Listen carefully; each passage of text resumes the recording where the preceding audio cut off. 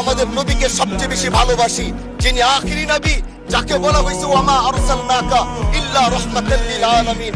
আমরা বারবার দেখছি কিছুদিন পর পর কারা যেন কিভাবে এসে আল্লাহর নবীর শানে কটূক্তি করে, নবীকে নিয়ে অশ্লীল ভাষায় গালিগালাজ করে, নবীর শানে কটূক্তি করে।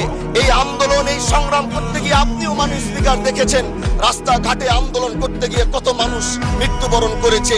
যদি একবার বাংলাদেশের আইনে, কারণ মুসলমান যদি আমাদের বাংলাদেশের পার্সেন্টেজ অনুযায়ী আমাদের অবশ্যই মুসলমানদের সংখ্যা এই দেশে অনেক বেশি। আমরা তো অন্য কিছু চাচ্ছি না। এই দেশের মানুষ নামাজ না পড়লেও যদি কেউ নবীকে কটূক্তি করে তার কলিজা ছিঁড়ে যায়, সে রাজপথে নেমে যায়।